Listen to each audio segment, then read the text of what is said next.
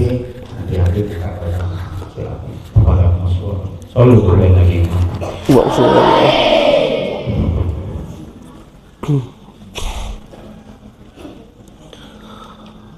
Bismillahirrahmanirrahim.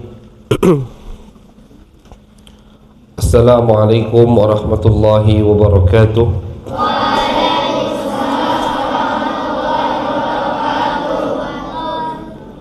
Alhamdulillahi rabbil alamin wa bihi nasta'in ala umuri dunya waddin. Wa sallallahu ala sayyidina Muhammadin khatamin nabiyyin wa ala alihi wa sahbihi ajma'in. Qala rabbi shrah li sadri wa yassir li amri wahlul 'uqdatam min lisani yafqahu qawli wa saddid lisani wahdi qalbi. Bijahin nabi wal ali was sahbi qalu subhanaka la ilma lana illa ma 'allamtana innaka antal alimul hakim. Allahumma salli ala sayyidina Muhammad al-fatih lima ughliq wal khatim lima sabaq nasiril haqqi bil haqq wal hadi ila siratikal mustaqim wa ala alihi haqqa qadrihi wa miqdarihil azim. Amma ba'du. Al-mukarram al-muhtaram Hadratul Ustadz Al-Kiai akhina wa habibina fillah Al-Ustadz Muhaimin, kita doakan juga agar Ustadz Muhaimin selalu diberikan kesehatan oleh Allah Subhanahu wa ta'ala, dipanjangkan umurnya dalam taat ibadah kepada Allah Subhanahu wa ta'ala, diluaskan rezekinya zahir batin insyaallah, amin ya rabbal alamin.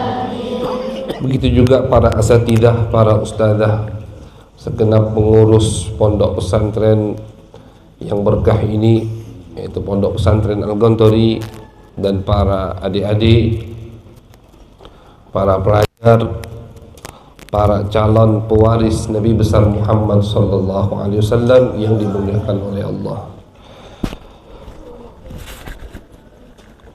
Jujur Al-Faqir sangat senang sekali ketika melihat perkumpulan yang luar biasa seperti ini, bahkan melebihi kesenangan ketika kita hadir di tempat acara yang jamaahnya mungkin ribuan, tablik akbar di lapangan. Kenapa kita lebih senang? Karena kita melihat di tempat yang penuh berkah ini calon pewaris Nabi besar Muhammad sallallahu alaihi wasallam. Kita melihat adik-adik, para pelajar ilmu yang semangat ingin mengambil beban dakwah Nabi besar Muhammad sallallahu alaihi wasallam. Ini kabar gembira untuk kami yang sudah ada di medan dakwah sekarang. Karena adik-adik yang masih kelas 3, kelas 4, kelas 5, atau adik-adik perempuan, umur manusia itu tidak panjang. Umur umat Nabi besar Muhammad sallallahu alaihi wasallam antara 60-70 tahun, kata Nabi. A'maru ummati ma baina 60 wa 70. Kata Nabi, umur umatku antara 60-70 tahun, rata-rata begitu. Akan tetapi walaupun waktu yang singkat diberikan oleh Allah untuk umat Nabi besar Muhammad SAW, mungkin banyak hal atau program yang kita rencanakan dari sekarang, yang kita angan-angankan dari sekarang tidak tercapai karena batas waktu umur kita. Ketika melihat penerus, ketika melihat ada nanti generasi yang estafet setelah kita, itu sangat menyenangkan. Maka dari itu adik-adik yang dimuliakan oleh Allah dan diberkahi oleh Allah, insyaallah teruskanlah semangat antum dalam belajar ilmu menjadi pewaris Nabi besar Muhammad sallallahu alaihi wasallam. Kita di pagi hari ini berkumpul untuk memperingati Isra Mi'raj Nabi. Jelas itu menyenangkan hati Nabi besar Muhammad. Orang yang berkumpul mengingat Nabi Muhammad, apapun acaranya pasti menyenangkan hati Nabi besar Muhammad sallallahu alaihi wasallam. Bukan Nabi ingin diingat, bukan Nabi butuh kita sebut, bukan. Nabi itu sebelum kita sebut, sebelum kita ingat, sudah selalu disebut oleh Allah Subhanahu wa taala. Nabi besar Muhammad sallallahu alaihi wasallam sebelum dikenal oleh muka bumi ini sudah dikenal di langit dulu. Maka dari itu termasuk hikmah Isra Mi'raj adalah Allah Subhanahu wa taala ingin menunjukkan kepada kita bahwasannya Nabi Muhammad itu sangat diagungkan di langit sebelum diagungkan di dunia. Nabi Muhammad sangat terkenal di langit, sangat terkenal oleh penghuni langit yang lebih mulia dari penghuni dunia sebelum Nabi Muhammad dikenal oleh penghuni dunia. Itu termasuk salah satu daripada hikmah Isra Mi'raj.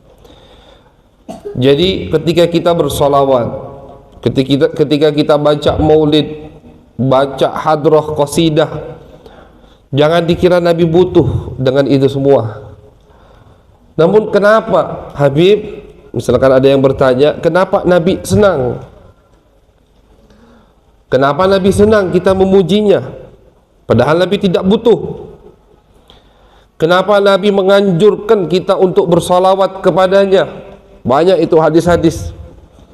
Nabi seakan-akan memaksa kita untuk bersolawat kepada Nabi, padahal Nabi tidak butuh, kita tidak butuh dengan solawat kita.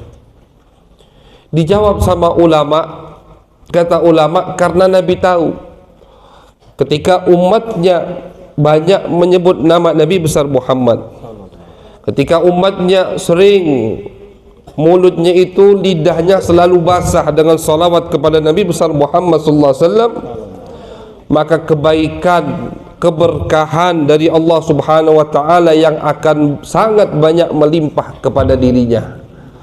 Jadi Nabi senang untuk kesenangan kita. Jadi karena Nabi tahu kalau kita banyak salawat kepada Nabi, kita yang mengambil barakah, kita yang mendapatkan manfaat. Oleh karena itu Nabi seakan-akan memaksa kita untuk bersalawat kepada Nabi besar Muhammad sallallahu alaihi wasallam. Apalagi di zaman akhir ini. Di zaman akhir ini mau jalan yang lurus, mau dalam akidah Ahlus Sunnah wal Jamaah, tidak melenceng ke pemahaman-pemahaman yang lain, maka pegang teguhlah Nabi besar Muhammad sallallahu alaihi wasallam. Pelajari sejarah Nabi besar Muhammad. Kalau insya Allah saya yakin tidak dilakukan lagi di pondok ini ada sejarah Nabi besar Muhammad sallallahu alaihi wasallam. Ada mata pelajaran sirah, sejarah Nabi besar Muhammad sallallahu alaihi wasallam. Pelajari itu. Karena hanya dengan menghafal Al-Quran, memahami Al-Quran, tapi tidak mempelajari sejarah Nabi besar Muhammad, tidak mengkaji bagaimana akhlak Nabi Muhammad, tidak tahu bagaimana siasah hikmah Nabi besar Muhammad SAW, itu akan sia-sia adik-adik yang tercinta.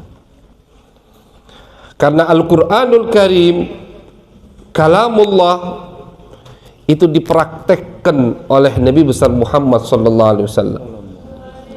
Kalau kita ingin tahu tafsiran yang paling betul, praktek yang paling tepat dengan apa yang ada di dalam Al-Quran, itu semua ada pada diri Nabi besar Muhammad sallallahu alaihi wasallam.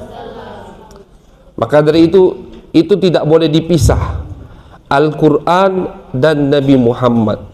Tak boleh dipisah itu. Tidak boleh hanya fokus pada Al-Quran tapi tidak tahu sama sekali tentang Nabi. Jangan.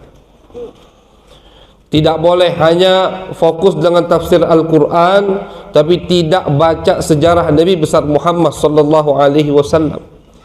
Karena Sayyidah Aisyah pernah ditanya oleh tabi'in, wahai istri Nabi, wahai ummul mukminin, kaifa kana khuluqun Nabi sallallahu alaihi wasallam? Bagaimana akhlak Nabi itu? Tabi'in itu orang yang tidak ketemu dengan Nabi Muhammad sallallahu alaihi wasallam. Apa jawab Sayyidah Aisyah? Simpel jawabnya, kana khuluquhu Al-Quran, kata Siti Aisyah. Akhlak Nabi besar Muhammad adalah Al-Quran. Selesai. Sayyidah Aisyah tidak menjawab Nabi itu ramah, Nabi itu murah senyum, Nabi itu baik, Nabi itu suka memaafkan, tidak pernah membalas dendam. Tidak, itu terlalu panjang menurut Sayyidah Aisyah. Kana khuluquhu Al-Quran. Apa yang diperintahkan oleh Al-Quran, itulah yang dilakukan oleh Nabi besar Muhammad sallallahu alaihi wasallam. Bahkan ketika Allah subhanahu wa ta'ala mengizinkan beliau untuk membalas orang yang berbuat jahat kepada beliau, ini semalam kita bahas juga ayat ini di Langgar Tengah, wa in aqabtum fa'aqibu bimithli ma uqibtum bih. Kata Allah, kalau ada yang berbuat jahat atau berbuat salah, zalim kepada kita, ada yang nyubit kita boleh balas nyubit sekali juga, tak boleh lebih. Itu aturan Al-Quran. Tapi kata Allah, wala in sabartum fahuwa khairun lis-sabirin. Kalau sabar, maka sabar lebih baik, kata Allah subhanahu wa ta'ala. Maka Nabi lebih memilih sabar daripada membalas, daripada orang yang berbuat zalim kepada Nabi besar Muhammad sallallahu alaihi wasallam. Kana khuluquhul Quran. Akhlak Nabi adalah Al-Quran. Maka dari itu, ini dalil yang sangat kuat, argumen yang tidak bisa terbantahkan bahwasannya Al-Quran dan Nabi Muhammad SAW tidak boleh dipisahkan sama sekali.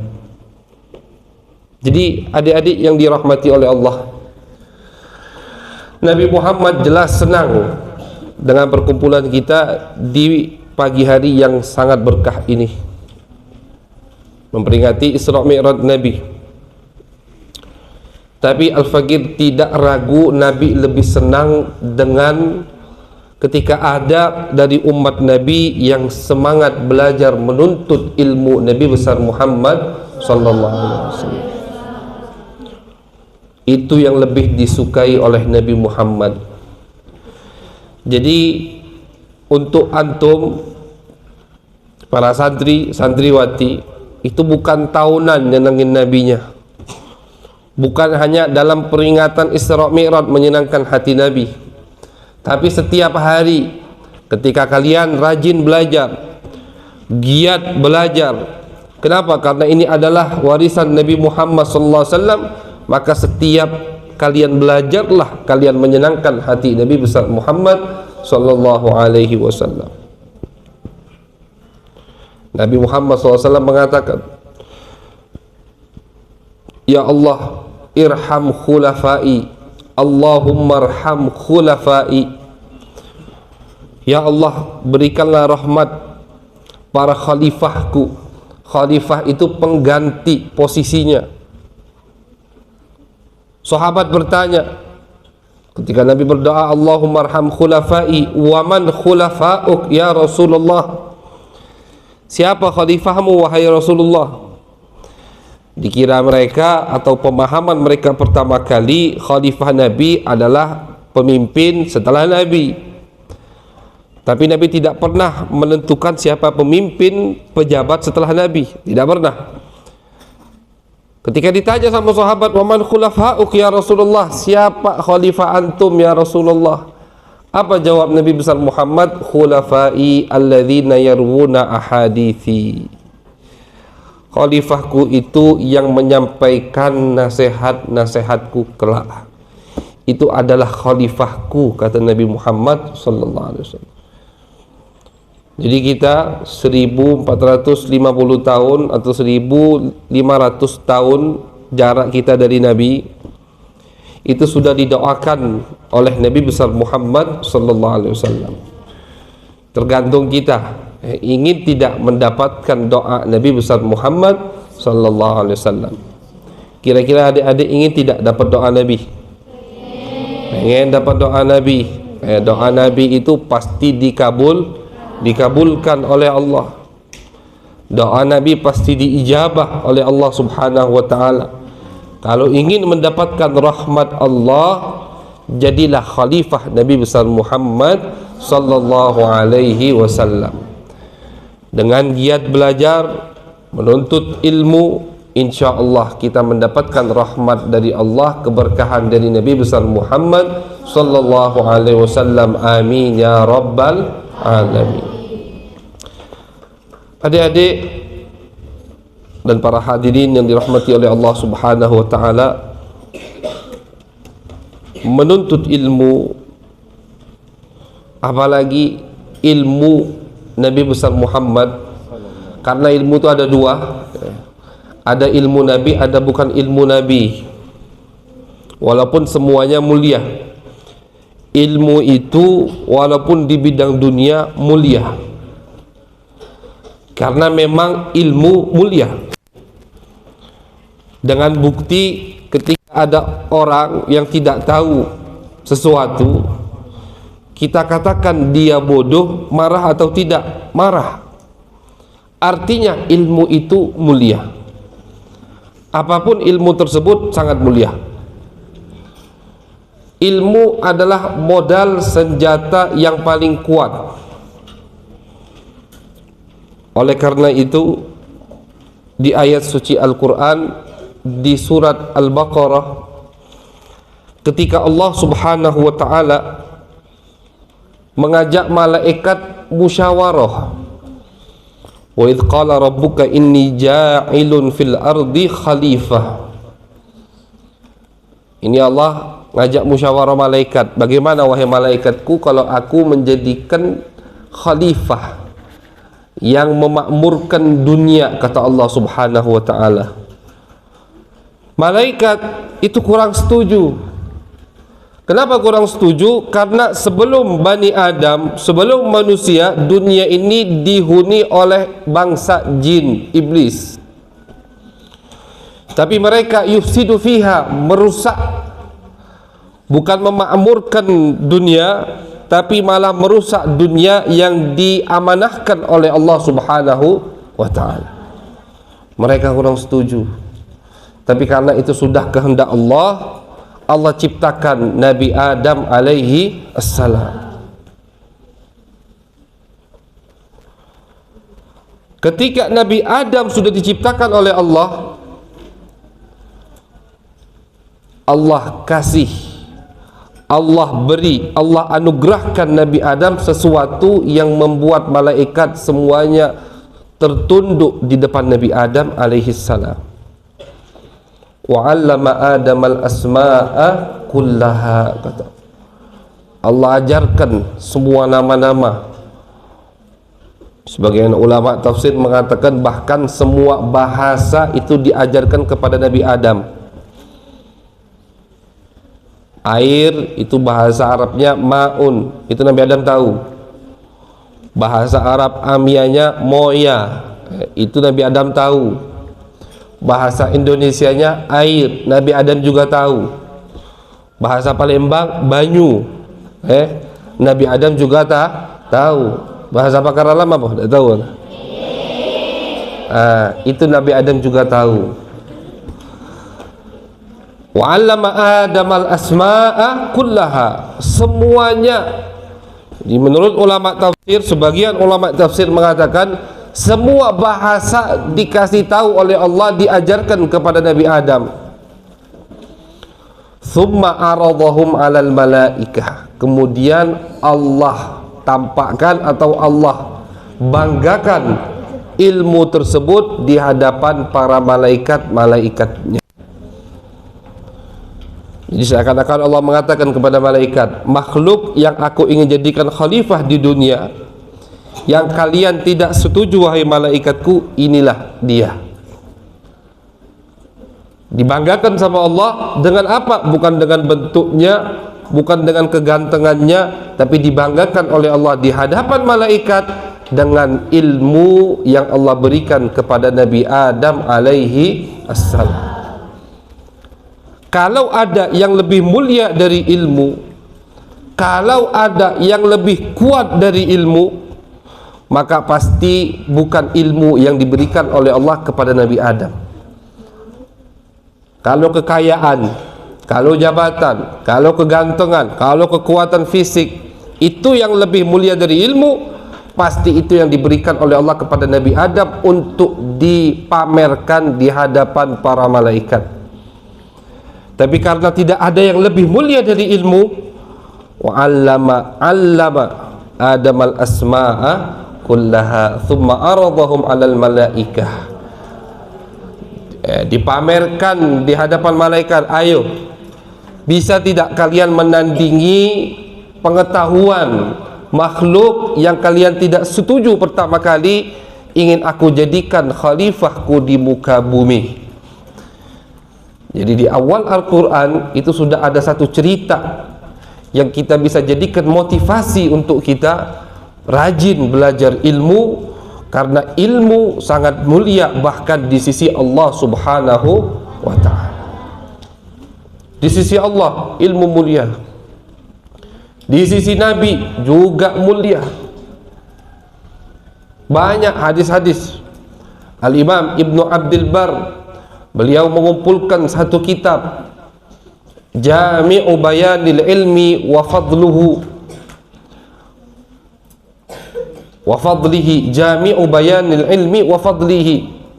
Beliau kumpulkan semua hadis yang di situ Nabi menganjurkan kita untuk menuntut ilmu Nabi besar Muhammad sallallahu alaihi wasallam.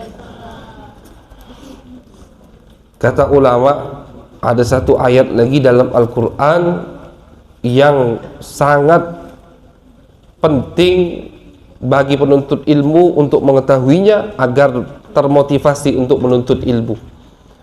Allah mengatakan di akhir surat At-Taubah, falaula nafara min kulli firqatin minhum ta'ifatun liyatafaqahu fid din wal yunziru qaumahum idza raja'u ilaihim. Kata ulama, tidak ada yang lebih penting dari jihad bersama Nabi besar Muhammad. Ketika Nabi mengajak sahabat jihad, itu yang bisa membawa senjata wajib keluar. Yang tidak ikut panggilan Nabi untuk berjihad, kabair namanya, dosa besar. Tapi ada satu pengecualian dari Allah. Kata Allah, wahai Muhammad, sisakan sebagian untuk menuntut ilmu, kata Allah Subhanahu wa ta'ala. Jadi disamakan sama Allah posisi berjihad dengan pedang di atas kuda bersama Nabi Muhammad, disamakan sama Allah posisinya, posisi kita sekarang menuntut ilmu Nabi besar Muhammad sallallahu alaihi wasallam. Itu sama dengan jihad. Bahkan ulama mengatakan jihad sekarang ini jihad bil ilmi.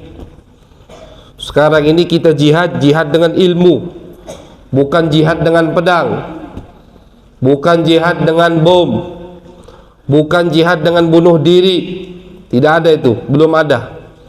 Karena belum ada imam yang pas, yang pantas, yang sah untuk mengumandangkan jihad fisabilillah.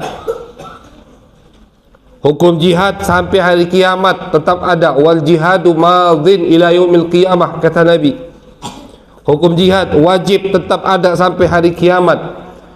Cuman terkadang di beberapa zaman, di generasi, di era tertentu tidak bisa dipraktekkan jihad bisaif. Tapi dengan apa jihad kita sekarang? Para penuntut ilmu jihad melawan hawa nafsu agar tidak malas belajar ilmu. Jihad melawan hawa nafsu, teman-temannya banyak yang lagi main. Misalkan kita lagi dengar ceramah ustaz, ceramah Habib, banyak kawannya yang lagi main HP, yang lagi main game di rumah. Yang lagi main bola, adik-adik misalkan, tapi tidak, kita tahan itu semua. Kita duduk di musalla, dengarkan kajian ilmu, itu namanya jihad. Sama dengan jihadnya melawan orang kafir. Bahkan Nabi Muhammad mengatakan jihad melawan hawa nafsu lebih berat daripada jihad melawan orang kafir. Jadi adik-adik yang dirahmati oleh Allah Subhanahu wa taala, ilmu dibanggakan oleh Allah, dibanggakan oleh Nabi besar Muhammad sallallahu alaihi wasallam. Bahkan ilmu pun menjadikan seseorang mulia di hadapan manusia-manusia yang lain. Dengan apa? Para habaib, para asatidah dimuliakan oleh masyarakat dengan ilmu yang ada pada diri mereka. Dengan ilmu, bahkan pejabat pun yang mengatur negara pun itu menghormati para habaib, para kiai, para ustaz. Kenapa? Karena mereka memiliki ilmu Nabi besar Muhammad sallallahu alaihi wasallam. Ada satu imam, ulama terkenal, namanya Al-Imam Jahiz. Beliau ini ahli sastra Arab. Bahkan kitabnya yang berjudul Al-Bayan wa Tabyin itu dijadikan 4 rujukan kitab Adabul Arabi. Ulama mengatakan yang sedang bergelut atau ingin menguasai sastra Arab harus baca 4 kitab ini. Salah satunya kitab Al-Bayan wa Tabyin karya Imam Jahiz. Imam Jahiz ini adik-adik yang dirahmati oleh Allah, itu orangnya cebol, kecil, hitam, buruk rupanya. Itu sejarahnya begitu, biografinya begitu. Jadi tampang mukanya tidak enak dilihat. Saking tidak enak dilihatnya, pernah suatu hari ketika Imam Jahiz masih kecil, beliau lagi main di pasar. Waktu itu beliau lagi berdiri di samping toko tempat orang buat kalung. Datang satu perempuan ke toko kalung itu. Kata perempuan itu, "Mang, buatkan aku kalung." Gambarnya atau bentuk kalungnya itu rai setan, muka setan atau muka jin, artinya muka yang serem. Ini betina juga, perempuannya agak sakit mungkin. Tukang kalung tadi bingung. "Wahai fulana, aku tidak pernah lihat setan, tidak pernah ketemu jin. Bagaimana aku bisa membuat kalung setan atau kalung jin?" Akhirnya perempuan tadi bingung, mencari contoh. Lihatlah Imam Jahiz tadi, ini masih kecil Imam Jahiznya. Ditarik, nah cak ini, kata dia. Itu diriwayatkan saking tidak enak dilihatnya tampang Imam Jahiz. Sampai-sampai kata ibu-ibu tadi, "Ini Bang, nah seperti ini, bikin kalung mukanya seperti ini." Itu diriwayatkan begitu, saking buruk rupanya. Tapi ibunya cerdas, ibunya tahu, ibunya paham bahwasannya ada satu hal yang bisa mengangkat derajat anaknya. Ganteng anaknya tidak ganteng, kaya tidak kaya, jabatan tidak punya orang biasa. Suatu hari besar Islam, raja keluar dari istananya, disambut sama masyarakat setempat, disiapkan tempat duduk raja yang sangat megah dan mewah. Ibunya sama Imam Jahiz hadir di situ. Satu nasihat dari ibunya. Ini ibu yang luar biasa, ummahat yang bisa mendidik anaknya. Apa kata ibunya? "Wahai anakku, Pengen tidak duduk di samping raja itu? Di samping raja. Pengen tidak? Semua anak pasti bilang pengen ibu. Apa kata ibunya? Fa'alaika bil ilmi. Kalau kau ingin sampai ke martabat itu, ingin sampai bisa duduk di samping raja, fa'alaika bil ilmi, maka tuntutlah ilmu. Jadi terkadang anak-anak itu butuh motivasi duniawi sebelum motivasi ukhrawi. Tidak apa-apa. Nanti ilmu sendiri yang akan mengarahkan niatnya. Apa kata Imam Al-Ghazali? Wa fi riwayah kakaknya Imam Ahmad Al-Ghazali, talabnal ilma li ghairillah fa'abal ilmu illa an yakuna lillah. Kami dulu nuntut ilmu bukan karena Allah, karena pengen bisa makan. Karena Imam Ghazali Muhammad Abu Hamid pengarang kitab Ihya dan kakaknya Ahmad itu miskin, yatim, tidak bisa makan. Akhirnya ada pondok pesantren gratis, makan gratis, minum gratis, tempat tinggal gratis. Kesitulah mereka berdua. Niatnya pertama kali bukan untuk nuntut ilmu, untuk cari makan, biar bisa makan gratis, masuk pondok pesantren yang gratis.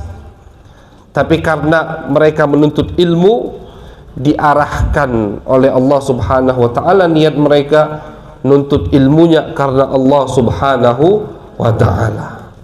Jadilah Imam Ghazali Hujjatul Islam, karangannya di seluruh dunia dibaca. Tidak ada yang tidak tahu kitab Ihya Ulumuddin.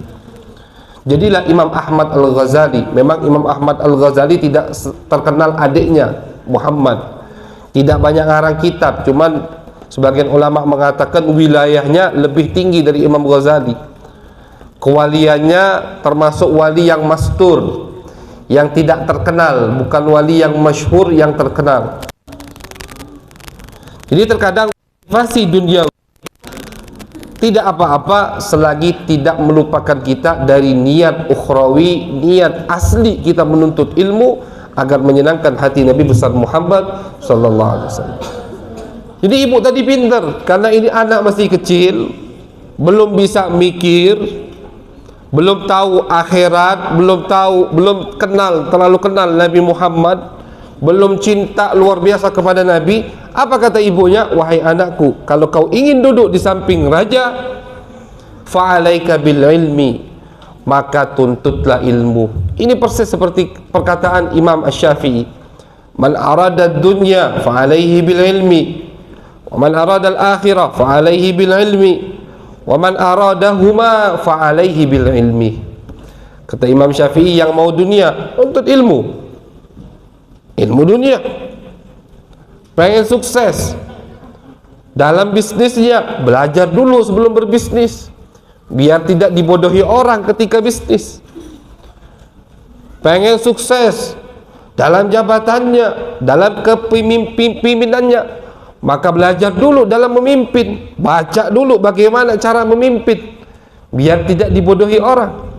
Wa man aradal akhirah fa'alaihi bil ilmi. Yang mau akhirat jelas harus dengan ilmu, dan yang mau dunia akhirat juga harus dengan ilmu. Kalau kita sudah dapat ilmu, dunia akhirat insya Allah akan diberikan oleh Allah Subhanahu wa ta'ala. Motivasi tadi dari ibu yang salihah, ibu yang cerdas, disimpan sama Imam Jahil. Belajar beliau, nuntut ilmu sambil bekerja, orang miskin. Ketika beliau ingin mempelajari satu ilmu, tidak punya duit untuk beli kitab, miskin, tapi pengen baca kitab. Akhirnya beliau bekerja, kerja keras, terkumpul duit tadi, bukan buat beli kitab. Duit itu buat sewa perpustakaan. Ini misalkan perpustakaan, ada ribuan kitab, kalau mau dibeli semua beliau tidak sanggup. Jadi kata beliau, mendingan aku baca semua perpustakaan itu. Jadi sama beliau didatangi yang punya perpustakaan, ana sewa perpustakaan inti seminggu, berapa? Misalkan kalau sehari biasanya pemasukannya 1 juta, ya sudah seminggu 7 juta 8 juta, ambil kuncinya sini, ana sewa, jangan dibuka. Masuk beliau ke perpustakaan, tidak keluar kecuali 1 minggu. Ngapain di perpustakaan? Tidur, main game, atau main lato-lato? Bukan. Di perpustakaan semua kitab dibaca oleh Imam Jahiz. Dalam 3 hari, 5 hari, 1 minggu, setiap dia nyewa perpustakaan, tidaklah dia keluar dari perpustakaan menyerahkan kuncinya kepada pemilik perpustakaan kecuali semua kitab di perpustakaan itu sudah dibaca. Karena kalau nak beli galau tidak sanggup, disewa akhirnya perpustakaan, dibaca semua itu kitab. Jadilah Imam Jahiz. Betul, tidak lama beliau dimuliakan oleh raja, bahkan duduk di samping raja. Kenapa? Karena sastranya yang sangat luar biasa. Para raja dulu itu, para umara dulu senang dengan ulama yang sastranya tinggi, penyair, fasih, baligh, itu mereka senang. Jadi ketika melihat ada rakyatnya, ada ustadz yang pintar sastranya, didekatkan, didudukkan di sampingnya. Sampailah beliau ke martabat itu berkat nasihat ibunya. Dengan apa? Dengan menuntut ilmu. Ini bukan nasihat Habib kita nuntut ilmu biar dekat dengan pejabat, bukan. Karena ulama, seburuk-buruknya ulama adalah yang selalu ada di pintu salatin, katanya begitu. Tapi sebaik-baiknya pejabat yang selalu ada di pintu ulama. Jadi kalau kita jadi ulama tapi gawenya di pintu pejabat terus, nah, itu berarti bukan ulama yang baik. Tapi pejabat yang baik kebalikan, yang selalu ada di pintu ulama, nah, itu berarti pejabat yang baik, dekat dengan ulama. Ini hanya motivasi kecil, penyemangat kecil bahwasannya semua bisa digapai dengan ilmu. Dengan ilmu kita akan dimuliakan oleh Allah, dimuliakan oleh Nabi besar Muhammad SAW, dimuliakan oleh orang-orang yang ada di sekitar kita. Kemuliaan hakiki adalah kemuliaan dari Allah dan Nabi besar Muhammad SAW. Ketika kita menuntut ilmu dengan sendirinya, nanti kita tidak menginginkan kemuliaan dari manusia. Dengan sendirinya kita akan lebih fokus, yang kita raih hanya kemuliaan dari Allah dan kemuliaan dari Nabi besar Muhammad sallallahu alaihi wasallam. Jadi adik-adik yang dirahmati oleh Allah Subhanahu wa taala, dalam pertemuan yang singkat ini sekali lagi ayo semangat belajar ilmunya. Yang giat, karena antum sekarang merasa masih kecil tapi tidak terasa 10 tahun lagi sudah dewasa. 20 tahun lagi sudah jadi pengajar, sudah jadi pengurus pondok pesantren, insya Allah. Insya Allah Ustaz Muhaimin banyak cabangnya, begitu. Dipasrahkan dengan murid-muridnya. Itu, waktu itu berjalan terus. Jangan dikira masih kecil juga Ustaz, main dulu sekarang. Jangan. Al-waktu kas-saif. Waktu itu seperti pedang. Dulu sebelum kita ke Mekah, seperti tadi Ustaz Muhaimin, kita belajar di Mekah dengan Abu Said Ahmad bin Muhammad Alawi Al-Maliki Al-Hasani. Itu sebelum berangkat ke Mekah sudah tahu di Mekah itu wajib 10 tahun. Pertama kepikiran, lama 10 tahun, tidak boleh balik. Selama 10 tahun tidak boleh pulang. Kalau orang rumah kangen, orang tua kangen, orang tua yang harus umroh mau tidak mau jenguk kita. Itu pertama berat. Sampai di Mekah itu ingat, sampai seminggu sudah kita hitung 3 minggu, 3 bulan, tapi tidak terasa udah 2 tahun pulang dari Mekah sekarang. Artinya Betul kata Nabi Muhammad SAW. Semakin akhir zaman, semakin waktu itu disingkat oleh Allah Subhanahu wa taala. La taqumus sa'ah hatta yakuna as-sanah kasyahri wasyahru kal usbu wal usbu kal yaum wal yaum kas-sa'ah, kata Nabi. Tidaklah akan datang hari kiamat kecuali 1 tahun seperti 1 bulan. Coba adik-adik rasakan saja. Ini Isra Mi'raj, tak tahu lagi nanti Isra Mi'raj lagi. Ramadan 1 bulan 2 bulan lagi, tak tahunya Ramadan tahun depan lagi sudah. Maulid lagi. Tambah akhir zaman, tambah cepat waktu ini. Kata Nabi, tidaklah akan datang kiamat kecuali 1 tahun seperti 1 bulan. Cepatnya 1 bulan seperti 1 minggu, 1 minggu seperti 1 hari, 1 hari seperti 1 jam. Perasaan kemarin kita baru malam Senin, terasa baru nyampe Pagar Alam. Sini sudah 2 hari tidak terasa. Besok balik ke Palembang sudah. Cepat waktu ini. Makin akhir zaman, makin cepat waktu. Keberkahan makin kurang. Keberkahan makin diambil oleh Allah Subhanahu wa taala. Maka dari itu jangan main-main dalam menuntut ilmu. Serius. Ada waktunya main, ada waktunya belajar. Waktunya main bola, adik-adik. Waktunya main, tak tahu kalau yang perempuan main apa, main. Tapi waktunya belajar, waktunya tahfidz, waktunya menghafal Al-Quran, jangan digunakan untuk main. Karena apa? Jadikan niat kita untuk menyenangkan hati Nabi besar Muhammad sallallahu alaihi wasallam. Karena amal yang paling mulia di zaman akhir ini adalah menyenangkan hati Nabi besar Muhammad. Ustadz Muhaimin menyenangkan hati Nabi Muhammad dengan giat mendidik antum, giat menyebarkan dakwah Nabi, tidak lelah, tidak capek mendidik santri anak-anaknya. Kalian anak-anaknya, santrinya, bagaimana menyenangkan hati Nabi? Dengan giat belajar ilmu, menuntut ilmu Nabi besar Muhammad sallallahu alaihi wasallam. Yang punya harta, bagaimana menyenangkan hati Nabi? Dengan hartanya.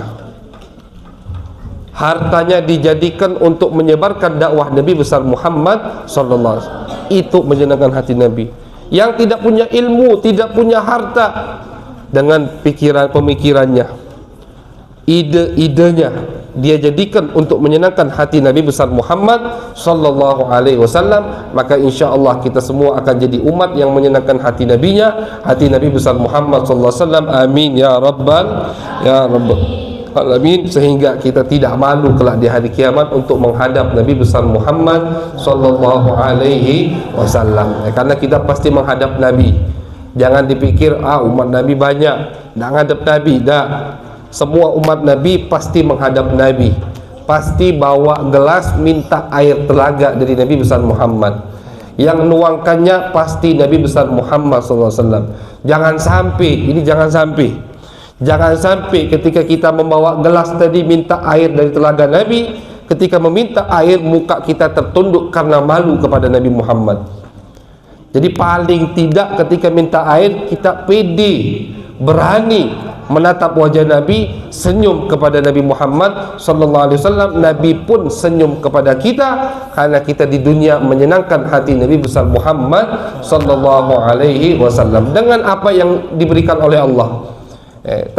Yang diberikan oleh Allah ilmu dengan ilmunya, yang diberikan oleh Allah semangat dengan semangatnya, yang diberikan oleh Allah harta melimpah dengan hartanya, yang diberikan oleh Allah jabatan dengan jabatannya. Gunakan semuanya untuk menyenangkan hati Nabi besar Muhammad sallallahu alaihi wasallam sehingga hidup kita berkah dunia akhirat insyaallah. Amin ya rabbal alamin. Hada ma aqulu lakum wal afu minkum. Wassalamu alaikum warahmatullahi